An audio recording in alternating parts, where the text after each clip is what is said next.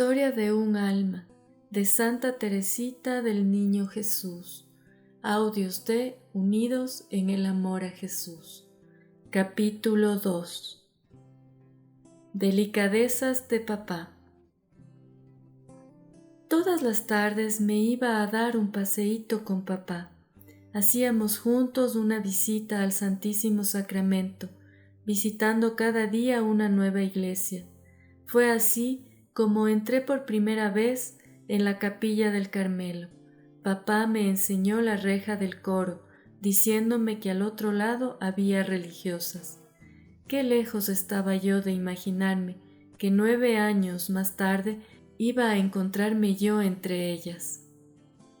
Terminado el paseo, durante el cual papá me compraba siempre un regalito de 5 o 10 céntimos, volvía a casa.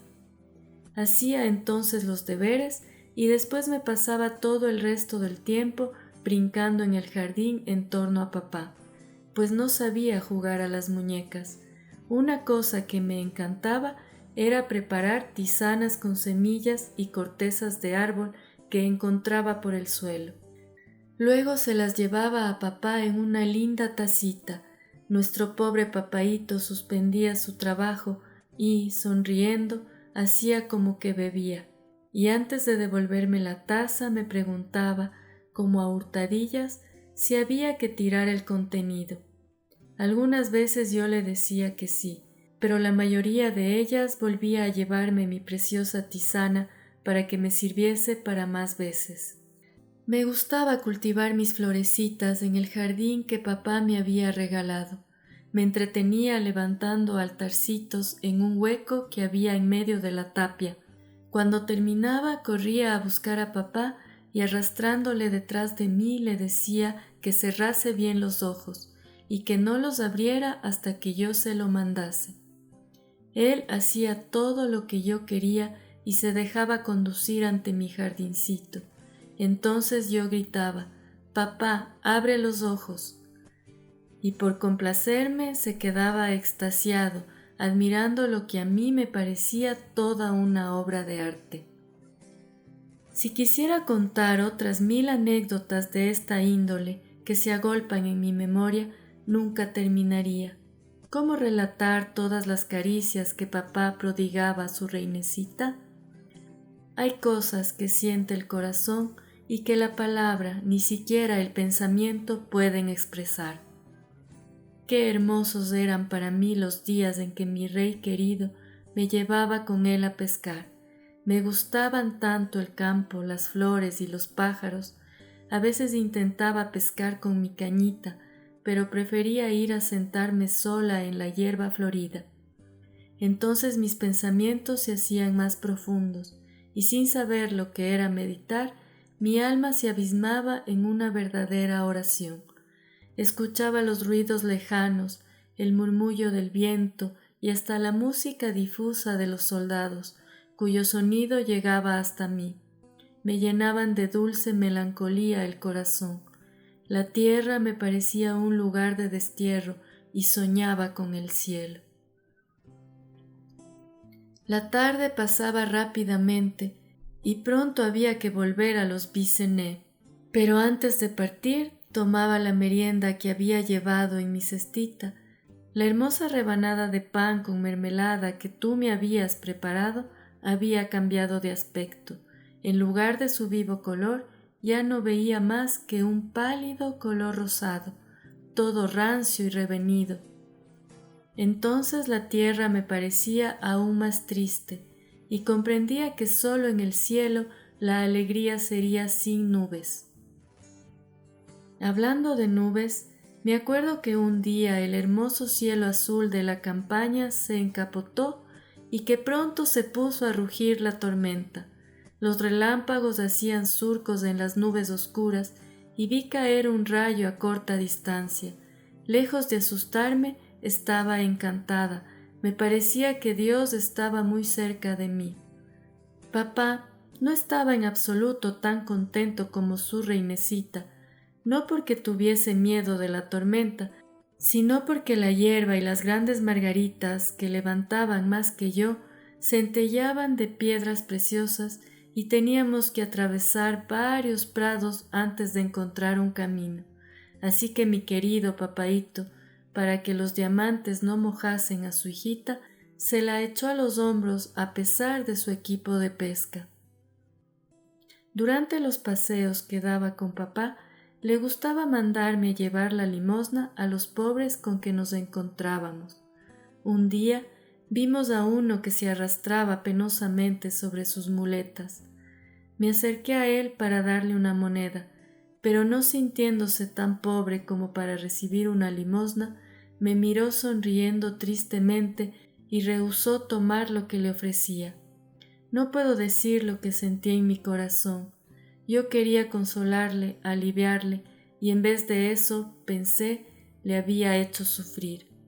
El pobre enfermo, sin duda, adivinó mi pensamiento, pues lo vi volverse y sonreírme. Papá acababa de comprarme un pastel y me entraron muchas ganas de dárselo, pero no me atreví. Sin embargo, quería darle algo que no me pudiera rechazar, pues sentía por él un afecto muy grande. Entonces recordé haber oído decir que el día de la primera comunión se alcanzaba todo lo que se pedía. Aquel pensamiento me consoló, y aunque todavía no tenía más que 6 años, me dije para mí, el día de mi primera comunión rezaré por mi pobre. 5 años más tarde cumplí mi promesa, y espero que Dios habrá escuchado la oración que Él mismo me había inspirado que le dirigiera por uno de sus miembros dolientes. Amaba mucho a Dios y le ofrecía con frecuencia mi corazón, sirviéndome de la breve fórmula que mamá me había enseñado. Sin embargo, un día, o mejor una tarde del mes de mayo, cometí una falta que vale la pena contar aquí. Esta falta me ofreció una buena ocasión para humillarme, y creo que he tenido de ella perfecta contrición. Como era demasiado pequeña para ir al mes de María, me quedaba en casa con Victoria y hacía con ella mis devociones ante mi altarcito de María, que yo arreglaba a mi manera. Era todo tan pequeño, candeleros y floreros, que 2 cerillas que hacían de velas bastaban para alumbrarlo. En alguna que otra ocasión, Victoria me daba la sorpresa de regalarme 2 cabitos de vela, pero rara vez. Una tarde estaba todo preparado para ponernos a rezar, y le dije, «Victoria, ¿quieres comenzar el acordaos? Voy a encender». Ella hizo ademán de empezar, pero no dijo nada y me miró riéndose. Yo, que veía que mis preciosas cerillas se consumían rápidamente, le supliqué que dijese la oración. Ella continuó callada. Entonces, levantándome, le dije a gritos que era mala, y saliendo de mi dulzura habitual, empecé a patalear con todas mis fuerzas. A la pobre Victoria se le quitaron las ganas de reír. Me miró asombrada y me enseñó los cabos de vela que había traído. Y yo, después de haber derramado lágrimas de rabia, lloré lágrimas de sincero arrepentimiento, con el firme propósito de no volver a hacerlo nunca. En otra ocasión me ocurrió una nueva aventura con Victoria, pero de esta no tuve que arrepentirme, pues conservé perfectamente la calma. Yo quería un tintero que estaba sobre la chimenea de la cocina. Como era muy pequeña para cogerlo, le pedí muy amablemente a Victoria que me lo diese, pero ella se negó, diciéndome que me subiese a una silla. Cogí una silla sin replicar, pero pensando que ella no había sido nada amable que digamos, y queriendo hacérselo saber, busqué en mi cabecita el insulto que más me ofendía. Ella, cuando estaba enfadada conmigo, solía llamarme mocosa, lo cual me humillaba mucho, así que, antes de bajarme de la silla, me volví hacia ella con gran dignidad y le dije, «Victoria, eres una mocosa», y me escapé corriendo, dejándola que meditase las profundas palabras que acababa de dirigirle. El resultado no se hizo esperar, pues pronto la oí gritar: «Señorita María, Teresa acaba de llamarme mocosa». Vino María y me hizo pedirle perdón, pero lo hice sin contrición, pues me parecía que, si Victoria no había querido estirar su largo brazo para hacerme un pequeño favor, merecía bien el título de mocosa. Sin embargo, Victoria me quería mucho, y yo también a ella. Un día me sacó de un gran aprieto, en el que yo había caído por mi culpa. Victoria estaba planchando y tenía a su lado un cubo de agua. Yo estaba mirándola, balanceándome como de costumbre en una silla. De repente me falló la silla y caí, pero no al suelo, sino dentro del cubo. Estaba tocando la cabeza con los pies y llenaba el cubo como un pollito llena el huevo. La pobre Victoria me miraba enormemente sorprendida, pues nunca había visto cosa igual. Yo no veía la hora de salir del cubo, pero imposible, la prisión era tan justa que no podía hacer el menor movimiento. Con cierta dificultad, Victoria me salvó del gran aprieto. Lo que no pudo salvar fue mi vestido y todo lo demás, y se vio obligada a cambiarme, pues estaba hecha una sopa. Otra vez me caí en la chimenea. Por suerte el fuego no estaba encendido, y Victoria no tuvo más trabajo que el de levantarme y sacudirme la ceniza que me cubría de pies a cabeza.